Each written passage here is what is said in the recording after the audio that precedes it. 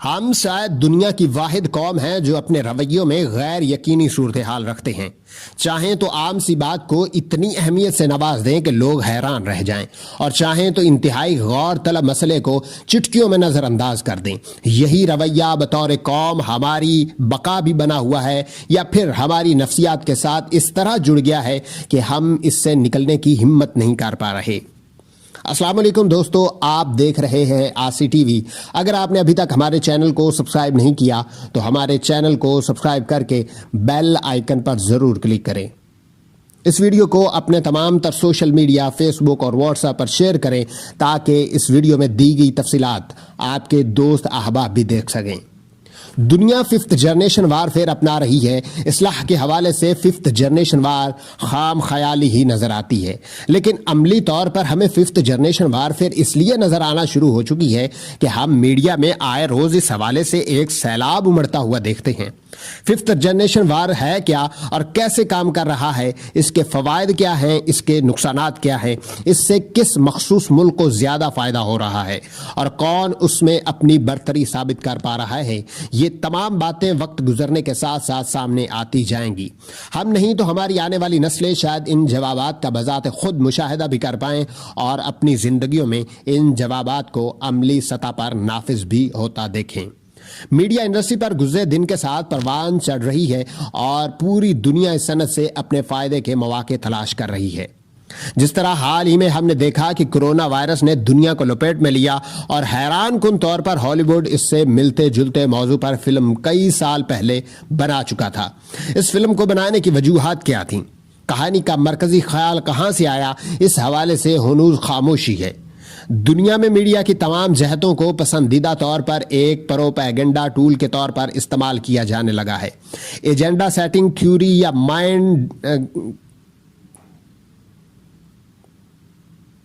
Agenda setting theory کے تحت لوگوں کو قلوب و اذہان میں اپنی مرضی کی سوچ اور مستقبل کے مناظر کاشت کیے جانے لگے ہیں. اس حوالے سے تمام تر کوششیں خاموشی اور نہایت غیر محسوس طریقے سے ہو رہی ہیں. ہم ان کوششوں کو دیکھ نہیں پاتے، محسوس نہیں کر پاتے، لیکن ان کے نتائج جلد یا دیر سے ہمارے سامنے آنا شروع ہو جاتے ہیں. تاریخی پس منظر کے حوالے سے ترک ڈرامے ارطغرل غازی نے ناظرین کو اپنے سحر میں جکڑ لیا ہے. اچھا ہے اسلامی تاریخ دکھائی جا رہی ہے، بہت اچھا ہے سلطنت عثمانیہ کا جاہو جلال دکھایا جا رہا ہے، یہ بھی بہت اچھا ہے. بلا شبہ ترکی ہمارا برادر اسلامی ملک ہے، اس کی ثقافت سے روشناس کروایا جا رہا ہے.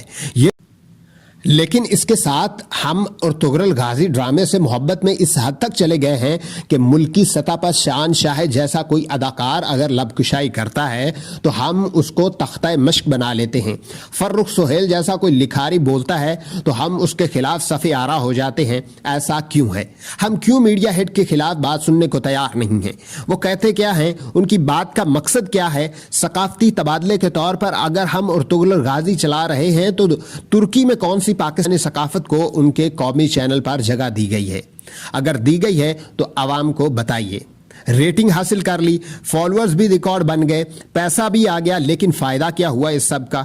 مانا کہ اس ڈرامے نے پوری دنیا کو سحر میں جکڑا، کامیابی کے جھنڈے بھی گاڑے، لیکن اس سے پاکستان کی میڈیا انڈسٹری کو جو فوائد ہوئے ان میں سے صرف 5 گنوا دیجئے. پاکستانی ڈرامے کو اس سے کیا فائدہ ہوا، اس کا جواب تلاش کر لیجئے. پاکستانی فنکار جو پہلے ہی قسم پرسی میں جان سے جانے کی وجہ سے خبروں میں رہتے ہیں، ان کی کیا بہتری ہوئی؟ پاکستان میں پروڈکشن کا شعبہ کیا اس ڈرامے کی کامیابی سے بہتر ہو پایا ہے؟ اگر ان تمام سوالات کے جواب نفی میں ہیں تو کیا واقعی ہی ارطغرل غازی ڈرامے کو ہمیں ڈرامے سے بڑھ کر سمجھنا چاہیے؟ بنیادی اور غیر طلب پہلو یہ ہے کہ ڈرامہ تخیل، لفاظی، کردار نگاری، مکالموں اور کسی حد تک حیثیت پر مبنی ایک ایسی تفریح ہوتا ہے جس سے اصلاح کا کام بھی لیا جا سکتا ہے. لیکن ہم نے اس ڈرامے کو ڈرامے سے زیادہ سمجھنا شروع کر دیا ہے. سلطنت عثمانیہ یقینی طور پر پوری دنیا کے مسلمانوں کے دلوں پر راج کرتی رہی ہے، لیکن اس ڈرامے کی حد تک دیکھیں تو یہ ڈرامہ موجودہ دور کی ٹیکنالوجی اور مکالماتی دنیا کا شاہکار ہے. حقیقت سے اس کا واسطہ اس لیے بہت کم ہے کہ نہ تو سلیمان شاہ جو ارطغرل غازی کے والد ہیں ان کے حوالے سے زیادہ معلومات دستیاب ہیں، نہ ہی خود ارطغرل غازی یا ان کے فرزند عثمان اول جو سلطنت عثمانیہ کے بانی سمجھے جاتے ہیں ان حوالے سے کوئی زیادہ معلومات تاریخ صفحات میں موجود ہے۔ آپ اس دنیا معلومات کو کھنگالیں تو وہاں یہ بھی پڑھنے کو ملتا ہے کہ ارطغرل غازی کے حوالے سے اس سے زیادہ معلومات کم ہی دستیاب ہیں کہ وہ عثمان اول کے والد تھے۔ اس حوالے سے ترک روایات میں تو ہمیں بہت کچھ ملے گا لیکن تحریری سند کم ہوگی۔ تو موجودہ یقینی طور پر اس وقت دور میں بنائے گئے ڈرامے میں معلومات جو دی گئی ہیں زیادہ تر فکشن ہیں، اور فکشن کو ڈرامائی تشکیل دی جائے تو اس حقیقت کو مد نظر رکھا جاتا ہے کہ جدیدیت کے دور کے ناظرین کیا دیکھنا پسند کرتے ہیں۔ قائی قبیلہ ہو یا سلیمان شاہ اور ارطغرل غازی ہوں یا محلاتی سازشوں کا انبار، زیادہ تر مکالمے لفظوں کا گھماؤ پھراؤ ہیں۔ حقیقت سے ان کا تعلق ثابت کرنے کے لیے جذباتیت کی اینک اتارنا ہوگی اور سوچنا ہوگا کہ کیا واقعی ڈرامہ اور ارطغرل غازی پاکستان کی ڈرامہ انڈسٹری کے لیے بہتر ہوگا۔ عثمان اول سلطنت عثمانیہ کے معمار ہیں اور سلطنت عثمانیہ تمام مسلمانوں کے لیے اہم رہی ہے، لیکن اس ڈرامے کے حوالے سے دیکھا جائے تو یہ مکمل طور پر فکشن سے قریب ہے۔ حقیقت کا تڑکا بہرحال موجود ہے لیکن فکشن حاوی ہے۔ ایسی صورتحال میں ہم اس ڈرامے کی کامیابی کا جشن مناتے ہوئے اس حقیقت سے کیوں آنکھیں چرا رہے ہیں کہ ترک ثقافت جتنی بھی اہم ہو اس سے کیا ہم پاکستانی ڈرامہ انڈسٹری کو تباہ تو نہیں کر رہے؟ وزیر اعظم پاکستان نے سرکاری طور پر جب اس ڈرامے کو دکھائے جانے کا اعلان کر ڈالا تو کیا پاکستان کی تاریخ میں ایسا کوئی تاریخی اہمیت کا کردار نہیں جس کی تشہیر کی جا سکے؟ آخری چٹان ڈرامہ کیا پاکستان میں نہیں بنا؟ فلم زرقا کیا پاکستان میں نہیں بنی؟ ٹیپو سلطان کو پکچرائز نہیں کیا گیا؟ دور جانے کی ضرورت نہیں، اگر 1857 کو ہی معیار بنا لیں تو اس کے بعد کے اتنے ہیروز موجود ہیں کہ ڈرامہ بنانا شروع کریں تو کئی برسوں تل کردار ختم نہیں ہوں گے۔ آپ کیوں محمد علی جناح پر ایسا ڈرامہ نہیں بناتے کہ پوری دنیا کو سحر میں جکڑے؟ جو کوششیں ہوئی ہیں وہ بھی ناقص پروڈکشن کا شکار ہوئیں۔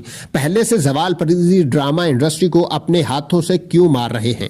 شان شاہد نے جو بھی کہا وہ بھی اپنی ڈرامہ اور فلم انڈسٹری کی بہتری کے لیے ہی کہا ہے۔ اس پر لٹ لے کر ان کے پیچھے پڑنے کی بجائے حقیقت کا سامنا کرتے ہوئے امپورٹڈ شدہ ڈرامے عوام پر مسلط کرنے کی بجائے اپنی ڈرامہ انڈسٹری کو سہولیات دیجیے۔ ناظرین، یہ تھی آج کی ویڈیو۔ امید ہے آپ کو آج کی ویڈیو پسند آئی ہوگی۔ اگر آپ کو ہماری ویڈیو پسند آئی ہے تو ہمارے چینل کو سبسکرائب کر کے بیل آئیکن پر ضرور کلک کیجیے گا۔